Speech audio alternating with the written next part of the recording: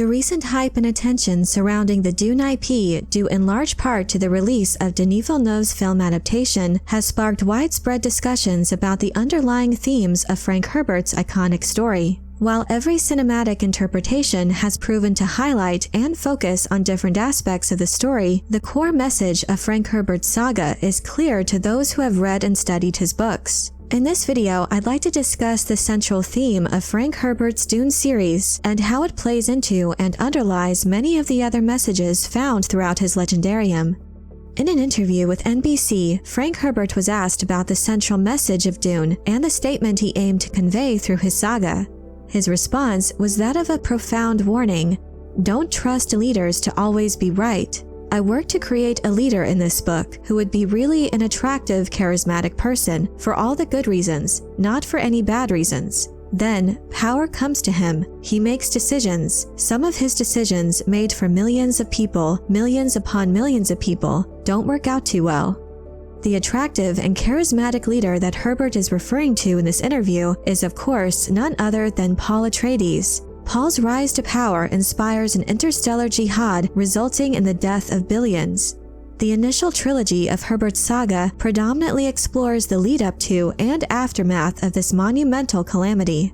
Thus, rather than adhering to conventional narratives of triumphing over evil, Dune emerges as a tragedy, serving as a cautionary tale against blindly following magnetic figures like Paul. To put it simply, Dune is about consequences. From his words, it's evident that Herbert envisioned his work as a conduit for imparting a clear message, cautioning against the consequences of blindly following charismatic leaders.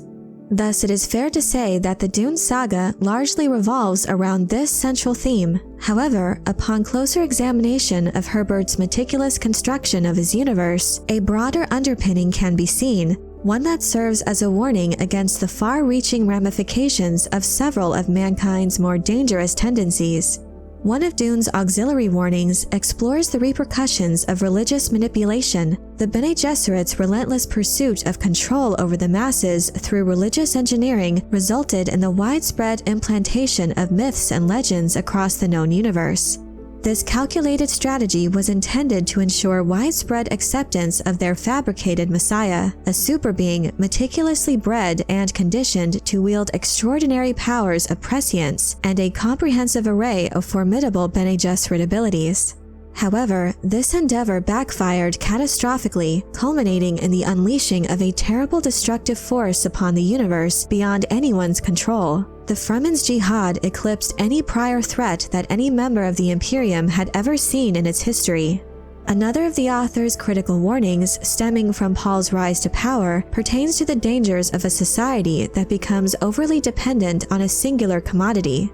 In the universe of Dune, the Imperium's reliance on the precious spice melange emerges as a pivotal weak point that renders the prevailing power structure vulnerable to collapse. Spice, which is found exclusively on the desert planet of Arrakis, serves as the lifeblood of interstellar travel, trade, and commerce, granting access to the prescience-enhancing properties crucial for the safe navigation of the vastness of space. Moreover, it possesses unparalleled medicinal and economic value, ensuring its indispensability in many areas of Imperial society. In the many thousands of years in which the Imperium has spread across the stars, this one commodity has been the linchpin to their infrastructure. Without it, the Imperium would plunge into an abyss of famine and chaos, jeopardizing the very foundations upon which its power and stability rest. The Empire's dependency on this singular commodity renders it susceptible to manipulation and upheaval. Paul's rise to power on Arrakis and his ability to control spice production fundamentally disrupts the Imperium's delicate balance of power, precipitating a seismic shift in the political landscape and uprooting their long-entrenched hierarchy. Thus, the Imperium's over-reliance on spice emerges as a critical vulnerability, exposing the fragility of a society predicated on the monopolization of a singular resource. Another fundamental theme of Dune, closely related to this warning, is the exploration of the disastrous consequences of innovative stagnation. Many thousands of years before the events of Dune, the advent of faster-than-light drives enabled mankind to spread out across the cosmos, though traversing the vast distances between stars still required a considerable amount of time. Subsequently, the invention of the Holtzman engine revolutionized space travel, facilitating near-instantaneous transit between distant points. However, this mode of transportation was fraught with peril, often resulting in catastrophic loss of vessels traveling through folded space. The discovery of spice melange, which enables guild navigators to foresee safe paths through space, ostensibly mitigated these dangers, as the Spacing Guild monopolized its use to ensure safe passage. Their heavy consumption of spice resulted in addiction. Withdrawal would be fatal, putting them in a desperate and vulnerable position if someone were to wrestle away control of the spice. This newfound security in traversing the stars precipitated a stagnation in technological innovation. Determined to maintain their control on space travel, the Spacing Guild prioritized the preservation of the status quo over further advancement, ushering in an era of innovative inertia that halted humanity's potential for progress and evolution. Toward the end of Frank Herbert's Dune novel, Paul confronts this pervasive stagnation plaguing the Imperium, singling out the Spacing Guild as a prime example. He denounces the Guild as a parasite, unable to exist independently of the life upon which it fed.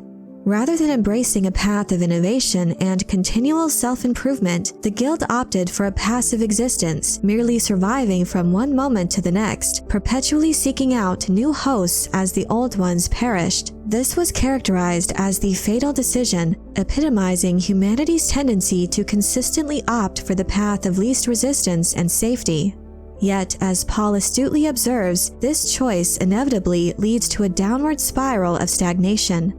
Ultimately, this culminates in the Guild's loss of power and control decline at the hands of Paul and the tyrannical God Emperor. Throughout Frank Herbert's saga, these warnings against the consequences of societal stagnation, religious manipulation, and humanity's susceptibility to centralized power resonate as enduring themes. These threads extend seamlessly from the early pages of his legendarium, retaining their relevance into subsequent books. Perhaps most notably, it assumes a pivotal role in the God Emperor's overarching mission to guide the Imperium along a golden path that is aimed to protect humanity at large from succumbing to and ultimately being annihilated by these looming dangers. As the story unfolds, Herbert underscores the importance of resisting the encroaching tendrils of authoritarian control in all its forms. Thus, his series offers a stark warning against the potential consequences of unchecked power and complacency.